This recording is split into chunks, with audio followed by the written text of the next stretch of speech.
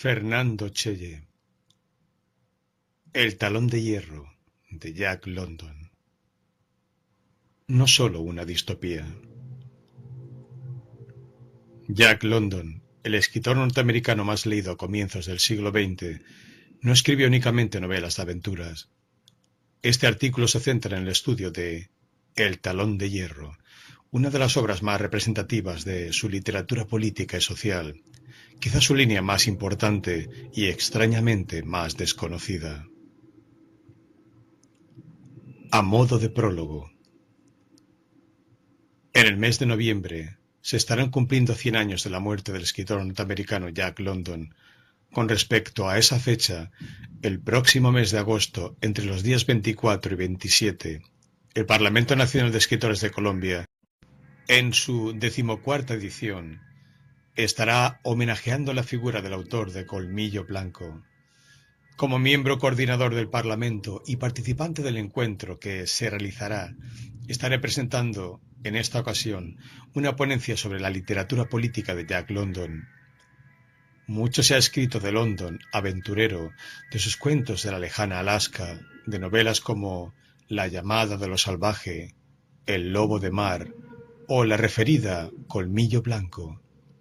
Sin embargo, su literatura de características políticas y sociales, quizá la parte más importante de su obra, ha sido poco estudiada, llegando a ser prácticamente desconocida por el lector corriente. El presente artículo, centrado en la novela El talón de hierro, constituirá una parte de ese trabajo más extenso que tendré el placer de presentar en la ciudad de Cartagena de Indias. El artículo comienza haciendo referencia a la recepción que tuvo la obra de Jack London, fundamentalmente la novela en cuestión, por parte de diferentes personalidades del mundo político y también del literario. Elegí estructurar el artículo de esta manera poco corriente para que el lector tome conciencia, desde el primer momento de la lectura, de la importancia histórica que presenta este texto prácticamente hoy desconocido. El escrito continúa con un apartado titulado El hombre y su mundo, donde se resaltan algunos aspectos relevantes de la vida de London. Como mi interés era centrarme en el estudio de El talón de hierro, me parecía importante ir marcando un camino que desembocara en la publicación de la obra. Pensando en esto, excluí de los datos biográficos la condición de militante socialista de London y me referí a este tema por separado. Esto me sirvió para hablar de su doble condición, de militante socialista y de escritor, y referirme específicamente, dentro de la literatura londoniana, a aquellas obras que presentan temas sociales y políticos. Después de pasar ese preámbulo, extenso pero necesario, el artículo se centra en la novela El talón de hierro. Aparte de referirme a la escritura, los temas, los personajes y otros aspectos característicos de la obra, quise cerrar el estudio con una serie de citas para que los lectores pudieran tener un acceso directo al texto de London. Por último, el artículo finaliza con un apartado titulado No solo una distopía, donde se resaltan, además de las características evidentemente distópicas de la obra, las características utópicas y también las ucrónicas. Una recepción revolucionaria. En el año 1929, la revista norteamericana de tendencia marxista New Masses escribió sobre Jack London.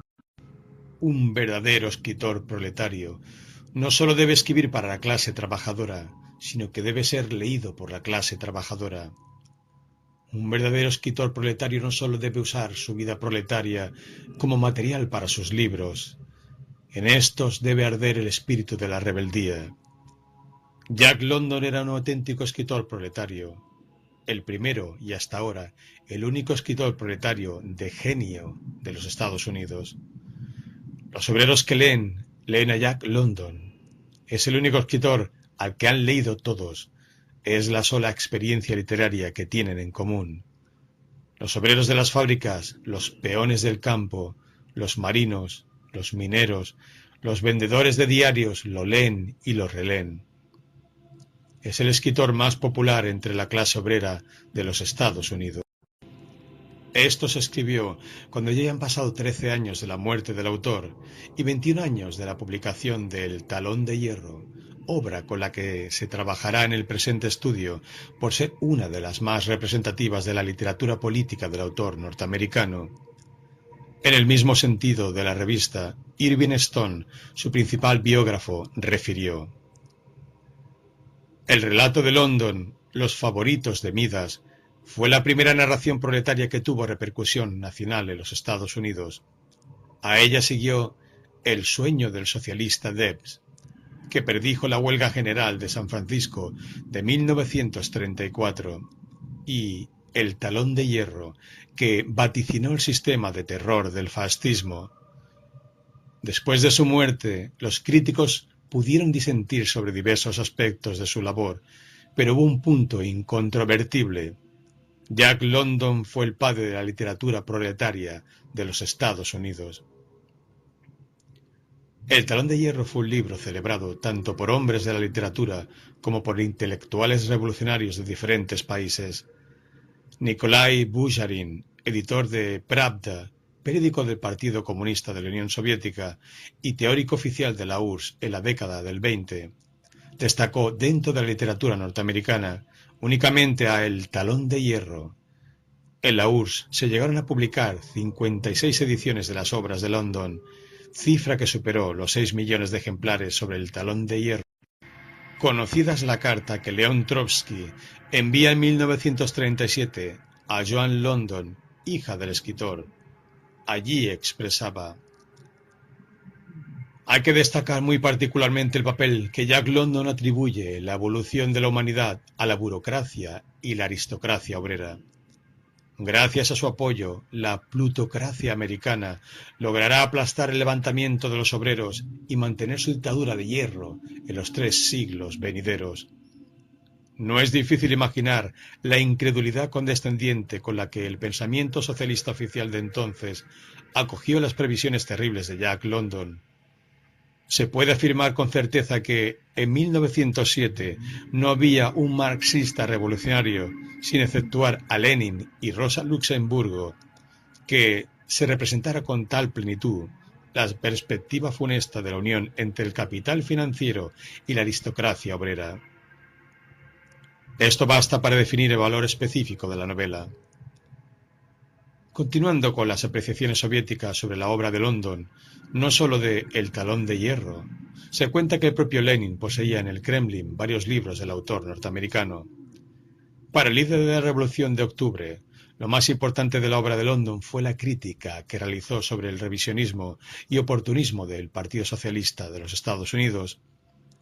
Se cuenta también que hacia el final de los días del líder soviético, cuando ya había sufrido varios ataques cerebrales y no podía hablar, su mujer, Nadezhda Krupskaya, solía leerle a London. Parece ser que 2 días antes de su muerte, Lenin escuchó en la voz de su mujer la lectura de Amor a la vida, su cuento preferido del autor de El Talón de Hierro. Sobre la obra de Jack London, también podemos mencionar un recuerdo de Ernesto Che Guevara, que aparece en La Sierra y el Llano, en el año 1961. Cuenta el revolucionario argentino-cubano que tras ser herido en una balacera en el desembarco del Gramna, recordó un cuento de London. Aunque no especifica de qué relato se trata, allí dice Guevara: inmediatamente me puse a pensar en la mejor manera de morir, en ese minuto en el que parecía todo perdido. Recordé un viejo cuento de Jack London, donde el protagonista apoyado en el tronco de un árbol se dispone a acabar con dignidad su vida, al saberse condenado a muerte por congelación en las zonas heladas de Alaska. Es la única imagen que recuerdo. El cuento de London, que transcurre en la helada Alaska, se titula Encender una hoguera. Dice concretamente: cuando hubo recobrado el aliento y el control, se sentó y recreó en su mente la concepción de afrontar la muerte con dignidad. Un fragmento del texto de Guevara, concretamente, recordé un viejo cuento de Jack London, donde el protagonista, apoyado en el tronco de un árbol, se dispone a acabar con dignidad su vida. Es rescatado en el año 1966 por Julio Cortázar, quien lo utiliza como epígrafe en su cuento Reunión. Todos los fuegos, el fuego. Antes de terminar esta primera parte del trabajo y pasar a estudiar algunos aspectos de la biografía y de la época en que vivió Jack London, veamos algunas otras recepciones y calificaciones de su obra, pero ya no de hombres vinculados al terreno político, sino al mundo de la literatura. Comencemos por lo que dijo al final de su trabajo biográfico, el ya citado escritor norteamericano Irving Stone. Con la desaparición de Jack London, el mundo perdió una llama. El poeta y crítico literario norteamericano Edwin Markham sostuvo que Jack London fue una parte de la juventud y el coraje heroico del mundo. El novelista norteamericano Henry Miller dijo de London: «No hay otro escritor americano de igual coraje y de más fiera energía en América». El escritor y dramaturgo ruso Leonidas Andreyev manifestó: «Estimo yo en Jack London su vigor sereno, su talento firme, su hombría. Jack London es un escritor admirable, un bellísimo dechado de capacidad y voluntad orientados a la afirmación de la vida. Talento prodigioso, con ese don de observación que es patrimonio exclusivo de los escritores auténticos y sinceros. Lleva al lector con mano amiga y fuerte a lo largo del camino, y al terminar este viaje en su compañía, duele separarse de él y se siente ya el ansia de mayores encuentros». El Premio Nobel de Literatura Anatole France, ese peculiar genio que percibe lo que permanece oculto para la mayoría de los mortales. Finalmente, para terminar estas citas, que se podrían multiplicar, recordemos que George Orwell consideraba a El Talón de Hierro como una obra premonitoria que le influyó en la creación de 1984. El hombre y su mundo. Jack London, San Francisco, Estados Unidos, 12 de enero de 1876. Glen Ellen, Estados Unidos, 22 de noviembre de 1916. La corta y fructífera vida de Jack London, cuyo nombre verdadero era John Griffith London, podría ser comparada con una de sus novelas de aventuras. No fue un escritor rodeado únicamente por libros. Su vida estuvo plagada de los más diversos trabajos y de las más coloridas aventuras, donde no faltaron ladrones, piratas y paisajes extravagantes de lugares remotos. En el terreno literario, fue uno de los dichosos creadores que pudo gozar en vida de su éxito. A comienzos del siglo XX, era el escritor norteamericano más leído fuera de los Estados Unidos, el más famoso y el mejor pago. Algunos estudiosos de la vida de London sostienen que fue un hijo ilegítimo de William Chaney, un astrólogo itinerante que nunca reconoció su paternidad. El apellido London se lo dio el hombre que se casó con su madre y lo adoptó como hijo, un veterano de la guerra civil llamado John London. Vivió su infancia en la ciudad de Oakland en medio de dificultades económicas. Su padrastro no gozaba de un trabajo fijo y su madre, Flora Wellman, una mujer de origen adinerado, tenía una salud muy precaria. Padecía de neurosis y era aficionada al espiritismo. Debido a estas dificultades, Jack fue criado por una antigua esclava, Virginia Prentice, quien fue como su segunda madre. Además de asistir a la escuela, el joven London se vio en la necesidad de vender periódicos en la calle para ayudar a su familia. Esta condición de buscavidas, desde muy pequeño, lo condujo en los primeros años de su juventud hacia el puerto de Oakland, donde conoció ciertos personajes picarescos y se aficionó con la bebida y con el mundo del mar. Pronto se transformó en ladrón de ostras y en navegante de la bahía de San Francisco. A los 17 años se enroló en un barco y se fue a cazar focas a las costas japonesas. Al regresar se ocupó en diferentes empleos que le aportaron un escaso salario. Trabajó en una fábrica de yute, en una lavandería, en una fábrica de enlatados y en una mina de carbón. En el año 1894, London se unió a una columna de desempleados que marchó desde California hasta Washington a pedir empleo. Esta experiencia no tuvo un final grato para London. Terminó en la prisión de Niagara Falls, pagando una condena de 1 mes por vagabundeo. De todas formas, este fue un evento trascendental en la vida del futuro escritor, que lo llevó a sumarse a las filas del Partido Socialista de Oakland y a involucrarse en las luchas sociales y políticas que se estaban dando en el país. Por esta época ingresó en la universidad, pero la abandonó rápidamente por presiones económicas y por sentirse desilusionado con la educación recibida. En 1897 Jack London se embarcó rumbo a Alaska a buscar oro. La suerte no la acompañó en esa travesía y regresó mucho más débil, con algunas dolencias y tan pobre como se fue. A partir de ese momento de su vida, London decide dedicarse a la escritura. Antes de convertirse en escritor, Jack London había sido un gran lector. Durante su niñez y primera juventud, leyó cientos de novelas en la biblioteca pública de Oakland. Más adelante en su vida llegarían las lecturas de los autores que más lo influenciarían en su labor como escritor. Entre ellos podríamos nombrar a Marx, Kipling, Spencer, Stevenson, Malthus, Poe, H. G. Wells y Nietzsche.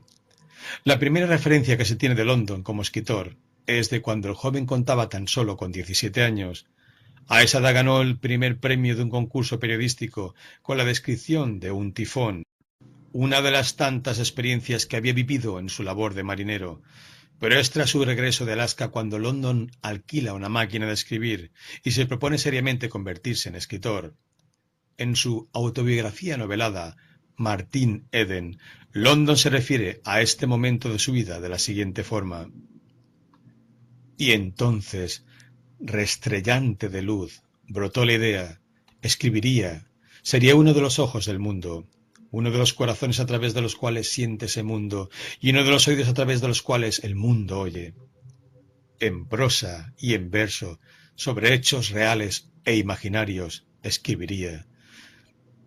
Escribía torrentosa e intensamente, de la mañana a la noche y bien entrada la noche.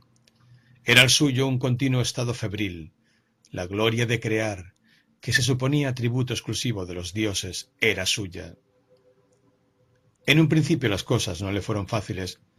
Sufrió sistemáticos rechazos y enfrentó muchas dificultades antes de poder publicar. Pero poco a poco las puertas se le fueron abriendo. Comenzó publicando artículos y cuentos en revistas sobre sus aventuras en Alaska y en los mares del Pacífico.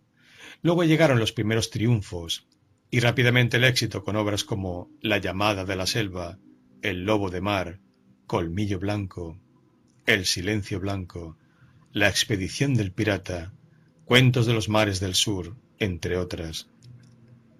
Sin embargo, el éxito literario no significó para London la superación de sus problemas existenciales. Si bien se pudo dedicar a navegar por la bahía de San Francisco, comprar un rancho de 1000 acres y hacer algunos viajes fuera del país, su adicción al alcohol junto a sus problemas renales y hepáticos lo fue diezmando física y psicológicamente. Poco a poco la morfina y la heroína comenzaron a suplantar al alcohol y a los analgésicos. Comenzó a pensar que se estaba volviendo loco y se obsesionó con la idea de suicidarse. Finalmente, el 22 de noviembre de 1916, en Glen Ellen, California, con apenas 40 años de edad, dejó de existir. Si bien el certificado de defunción escrito por sus médicos dice que la causa de su muerte fue una uremia, diferentes biógrafos aseguran que se trató de un suicidio. Se habla de una sobredosis de morfina, combinada con otras drogas que el escritor solía utilizar para calmar sus dolores renales. Los médicos intentaron salvarle la vida, pero tras una agonía de 12 horas, falleció. Un militante socialista. Un capítulo aparte en la vida de este autor lo ocupa la militancia política. Es importante que nos detengamos en esta faceta de London, porque encontraremos ideas y temas que se desarrollarán en gran parte de sus obras. Ya vimos en el apartado anterior cómo en el año 1894 London marchó junto a un grupo de trabajadores a Washington en reclamo de empleo. ocasión en la que terminó preso durante un mes y que lo llevó a tomar la decisión de sumarse al Partido Socialista e involucrarse en las luchas sociales. Como trabajador le tocó ser testigo del tratamiento degradante que se les daba en Nueva York a los trabajadores, sobre todo a los inmigrantes. Cuando estuvo en Londres como periodista, quiso conocer el East End, una zona de la ciudad donde vivían las clases populares. Allí convivió con los más pobres y plasmó la sacrificada vida de esas personas en un trabajo investigativo que tituló El pueblo del abismo. En los primeros años del siglo XX, en Estados Unidos, los movimientos sociales y sindicales comenzaron a hacerse sentir. Los abusos frecuentes de la clase empresarial y las condiciones infrahumanas en las que se debía trabajar provocaron un fuerte descontento en las masas trabajadoras. A los abusos, los trabajadores respondían con huelgas, pero éstas eran aplastadas, ya sea por la fuerza pública o por ejércitos de matones privados al servicio de los empresarios. Esto llevó a que en el año 1904 el Partido Socialista consiguiera un avance sustancial en las elecciones presidenciales y a que en el año 1905 naciera el Industrial Workers of the World, un sindicato radical opuesto a las posiciones conciliadoras de la American Federation of Labor. Fue precisamente en ese año, en 1905, cuando London comenzó a recorrer el país dando conferencias. Sus charlas de fuerte contenido social y político le servían para promocionar sus libros y al mismo tiempo difundir las ideas socialistas. En un artículo de 1906 titulado Yo he nacido en la clase obrera, London plasma una serie de argumentaciones seguramente muy similares a las que expresaba en esas conferencias referidas. Allí dice: ya antes de mi nacimiento, otros espíritus más desarrollados que el mío habían expresado todo lo que yo pensaba y se habían adelantado a su tiempo. Fue entonces cuando descubrí que era socialista. Los socialistas eran revolucionarios en la medida en que luchaban para transformar la sociedad tal como existe actualmente y con otros materiales construir una nueva sociedad. Yo también era socialista revolucionario. Estas son mis perspectivas. Aspiro al nacimiento de una nueva época donde el hombre realizará el mayor progreso, un progreso más elevado que el de su vientre, y en el que el aura para animarlos para nuevas acciones será mucho más estimulante que la actual derivada de su estómago. Guardo intacta mi confianza en la nobleza y excelencia de la especie humana. Creo que la delicadeza espiritual y el altruismo triunfarán sobre la glotonería grosera que reina hoy en día. En último lugar, quiero hacer constar mi confianza hacia la clase obrera. Como ha dicho un francés, en la escalera del tiempo resuenan sin cesar el ruido de los zuecos que suben y de los zapatos barnizados que descienden. Los salones de diferentes ciudades se llenaban de trabajadores que escuchaban atentamente hablar a London de una revolución purificadora y del final del capitalismo. Pero a pesar de que su éxito popular era incuestionable, los líderes socialistas del momento no veían con demasiada simpatía las propuestas radicales del escritor y se mostraban más afines con la idea de tumbar el capitalismo por la vía democrática. Consciente de su posición menos optimista de la realidad y desilusionado de la clase dirigente del movimiento social, Esquelondo decide escribir la obra que estudiaremos en profundidad, El talón de hierro. Una literatura para la revolución. Ese conferencista incendiario que recorría el país hablando de la revolución, ese extraño híbrido de obrero, militante revolucionario, aventurero y escritor, no se conformó solamente con recrear en sus libros sus aventuras por diferentes tierras, también quiso hablar de su condición de revolucionario, de sus sueños de crear una sociedad más justa. Así fue que concibió obras donde los principales protagonistas son los trabajadores y donde la explotación capitalista y la lucha por la liberación social representa la temática principal. Al abordar estos temas, London presagió muchos de los conflictos sociales que se vivieron en las décadas posteriores a su muerte. Se refirió tanto a la expansión del capital financiero como a la burocratización sindical y los conflictos en el interior del movimiento obrero. Entre las obras más destacadas de este tipo de literatura londoniana podemos nombrar a La lucha de clases, Suyo por la revolución, Tiempos malditos, Historia de los siglos futuros, La huelga general, El talón de hierro, El pueblo del abismo, Guerra de clases, Los favoritos de Midas, Revolución y otros ensayos, Goliat, La fuerza de los fuertes y Estado de guerra. El talón de hierro. Publicada en 1908, El talón de hierro es una de las novelas más representativas de la literatura política de Jack London. La novela cuenta una parte fundamental de la vida del revolucionario norteamericano Ernest Everhard, capturado y ejecutado en el año 1932 por parte del gobierno oligárquico, el Talón de Hierro, tras haber formado parte de un levantamiento revolucionario. Comienza con un prólogo, escrito desde un futuro socialista, fechado en el año 2600, 7 siglos después de sucedidos los hechos que se cuentan en el relato.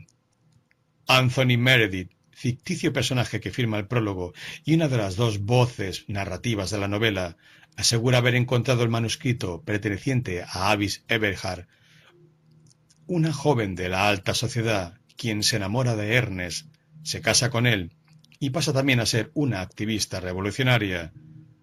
La historia es narrada en primera persona por Avis Everhard, quien rememora con el escrito la imagen de su esposo ya fallecido, contando su historia desde el momento en que se conocieron. El relato se centra en los acontecimientos que sucedieron en los años en los que se consolidó el Talón de Hierro, un poder político y económico inédito en la sociedad, que no dudó en aplastar los levantamientos obreros de principios del siglo XX.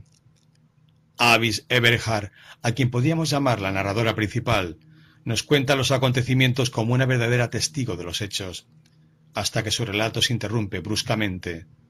La historia se completa entonces con las notas escritas varios siglos después por Anthony Meredith, a quien podríamos llamar narrador secundario, quien comenta y enriquece los acontecimientos históricos narrados por Avis Everhard. Internamente, la novela presenta dos partes o momentos claramente diferenciados. La primera parte del relato se caracteriza por tener muy poca acción. Allí encontramos la presentación de los personajes, fundamentalmente la del militante revolucionario Ernest Everhard. London se sirve de los diálogos que Everhard mantiene con diferentes representantes de la sociedad capitalista para poder abordar en la novela temas como la metafísica, la ética, los intereses de las distintas clases y hacer también una fundamentada defensa del socialismo y del determinismo histórico de acuerdo a las premisas establecidas por el marxismo. Los primeros capítulos nos cuentan el proceso de enamoramiento de Avis y su toma de conciencia revolucionaria. Ernest Everhard es un excelente conversador y argumentador. Por medio de Avis frecuenta reuniones donde asisten algunos miembros de las clases privilegiadas. Estos, al principio, lo escuchan atentamente porque lo ven como algo exótico, pero se terminan incomodando cuando Everhard les muestra una realidad donde ellos son los responsables de los males que aquejan a la sociedad. En los intercambios de opiniones, Everhard deja en claro cuáles son los engranajes sobre los cuales se mueve el sistema opresor.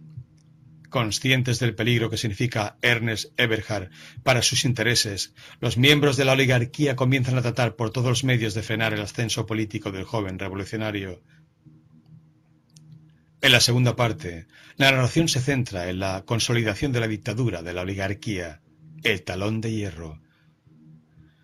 Es una parte de la novela que presenta mucha más acción que la primera.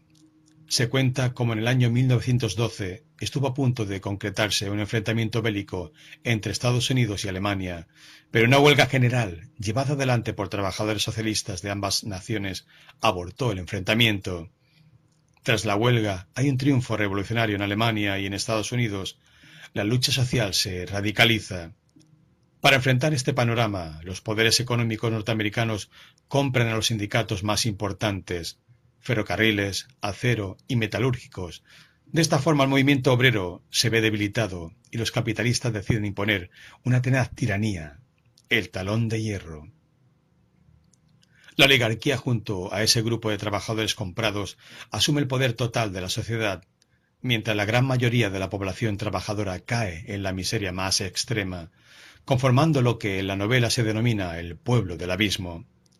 Los socialistas, los protagonistas entre ellos, se ven obligados a seguir luchando desde la clandestinidad.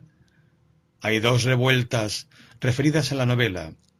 En la primera, denominada Comuna de Chicago, la población trabajadora es aplastada. Posteriormente, mientras los trabajadores preparan la segunda revuelta, Ernest es asesinado y el relato de Avis Eberhard se interrumpe bruscamente. El narrador secundario continúa refiriendo cómo se siguieron dando las luchas sociales por varios siglos bajo el poder del talón de hierro, hasta que por fin los trabajadores lograron derrotarlo y establecer un gobierno llamado Fraternidad del Hombre. En la novela se exponen, comentan o cuestionan gran número de temas. Se habla tanto de los medios de producción o comunicación como de las leyes o de las creencias religiosas o morales. A continuación, para que el lector de este trabajo tenga un acceso directo a lo que dice la obra de London sobre algunos temas puntuales, se citarán pequeños fragmentos. Así justifica Avis Eberhard la necesidad de su escrito y así comienza la novela. He aquí por qué quiero consagrar este período de espera y de ansiedad al recuerdo de mi marido. Soy la única persona del mundo que puede proyectar cierta luz sobre esta personalidad tan noble que es muy difícil darle su verdadero y vivo relieve. Era un alma inmensa. No podemos fracasar porque construyó demasiado sólidamente, demasiado seguramente. Del pecho de la humanidad abatida arrancaremos el talón de hierro maldito. A una señal convenida, por todas partes se levantarán legiones de trabajadores y jamás se habrá visto nada semejante en la historia. La solidaridad de las masas trabajadoras está asegurada y por primera vez estallará una revolución internacional tan vasta como el vasto mundo. Así le habla Ernest Eberhard al obispo. ¿Habéis protestado ante vuestras congregaciones capitalistas contra el empleo de niños en las hilanderas de algodón del sur? Niños de 6 a 7 años que trabajan toda la noche en equipos de 12 horas. Los dividendos se pagan con su sangre, y con ese dinero se construyen magníficas iglesias en Nueva Inglaterra, en las cuales sus colegas predican agradables simplezas ante los vientres repletos y lustrosos de las alcancías de dividendos. Así le habla Ernest Eberhard al abogado. Dígame, coronel, ¿tiene algo que ver la ley con el derecho, con la justicia, con el deber? Así le habla Ernest Eberhard al periodista. Me parece que su tarea consiste en deformar la verdad de acuerdo con las órdenes de sus patrones, los que a su vez obedecen la santísima voluntad de las corporaciones. Algo similar le dice al sacerdote cuando ingenuamente espera que sus críticas al sistema capitalista aparezcan en la prensa. Ni una sola palabra de lo que se dijo será publicado. Tú no tienes en cuenta a los directores de diarios, cuyo salario depende de su línea de conducta, y su línea de conducta consiste en no publicar nada que sea una amenaza para el poder establecido. Ernest Eberhard lucha por lo siguiente. Nuestra intención es tomar no solamente las riquezas que están en las casas, sino todas las fábricas, los bancos y los almacenes. Esto es la revolución. Queremos tomar en nuestras manos las riendas del poder y el destino del género humano. Estas son nuestras manos, nuestras fuertes manos. Ellas os quitarán vuestro gobierno, vuestros palacios y vuestra dorada comodidad.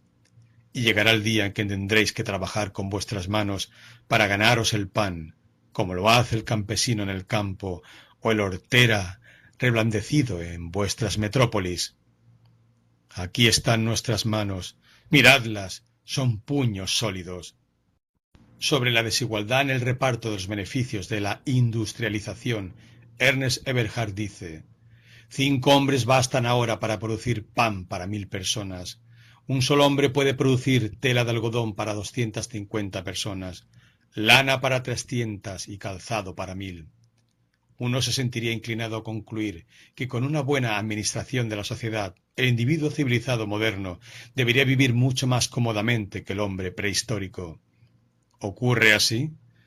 Si el poder de producción del hombre moderno es 1000 veces superior al del hombre de las cavernas, ¿por qué hay actualmente en los Estados Unidos 15 millones de habitantes que no están alimentados ni alojados convenientemente y 3 millones de niños que trabajan? Ante este doble hecho, que el hombre moderno vive más miserablemente que su antepasado salvaje, mientras su poder productivo es 1000 veces superior, no cabe otra explicación que la de la mala administración de la clase capitalista, que sois malos administradores, malos amos, y que vuestra mala gestión es imputable a vuestro egoísmo. Como se refirió en la biografía, las posturas radicales de London no veían como viable un cambio de sistema por la vía democrática. Respecto a esto, dice Ernest Eberhard: sabemos, y lo sabemos al precio de una amarga experiencia, que ninguna apelación al derecho, a la justicia o a la humanidad podría jamás conmoveros. Y cuando un miembro de la oligarquía se le refiere que no aceptarán ser sacados del poder, Ernest Eberhard le responde: y el día que hayamos conquistado la victoria en el escrutinio, si os rehusáis a entregarnos el gobierno al cual llegaremos constitucional y pacíficamente, entonces replicaremos como se debe, golpe por golpe, y nuestra respuesta estará formulada por silbidos de obuses, estallidos de granadas y crepitar de ametralladoras. Continúa Eberhard con esta sentencia: el poder será el árbitro, siempre lo fue. La lucha de clases es un problema de fuerza. Pues bien, así como su clase derribó a la vieja nobleza feudal, así también será abatida por una clase, la clase trabajadora. Eberhard no cuestiona a aquellos hombres que al conmoverse con la injusticia recurren a la caridad, pero solamente que es una conducta inútil si lo que se quiere es transformar la sociedad. Es significativo también lo que sucede con el sacerdote cuando descubre dolorosamente cómo la Iglesia es cómplice de la miseria existente en la sociedad. Eberhard sabe que cualquier denuncia o cambio de postura del sacerdote a nivel de la Iglesia será completamente inútil. A los burgueses, desplazados por las grandes compañías que sueñan con volver a la época preindustrial, Ernest Eberhard les dice: en lugar de destruir esas máquinas maravillosas, asumamos su dirección. Aprovechémonos de su buen rendimiento, de su bajo precio. Desposeamos a sus propietarios actuales y hagámoslas caminar nosotros mismos. Eso, señores, es el socialismo. Venid a nosotros y sed nuestros compañeros en el bando ganador. Sobre los partidos políticos tradicionales y los sindicatos vendidos, sostiene Ernest Eberhard: los políticos de los viejos partidos, los criados, los sirvientes de la plutocracia y los sindicatos sumisos se esforzarán por transformar sus organizaciones en corporaciones cerradas y lo conseguirán. Sobre la guerra que pretendían llevar adelante Estados Unidos y Alemania, dijo Ernest Eberhard: la oligarquía quería la guerra con Alemania por una docena de razones. Además, el periodo de hostilidades debía consumir un volumen de excedentes nacionales, reducir el ejército de parados que amenazaban en todos los países y dar a la oligarquía tiempo para respirar, para madurar sus planes y realizarlos. Deberán gastar sus excesos de riqueza en obras públicas, como las clases dominantes del antiguo Egipto erigían templos y pirámides con la acumulación de lo que habían robado al pueblo.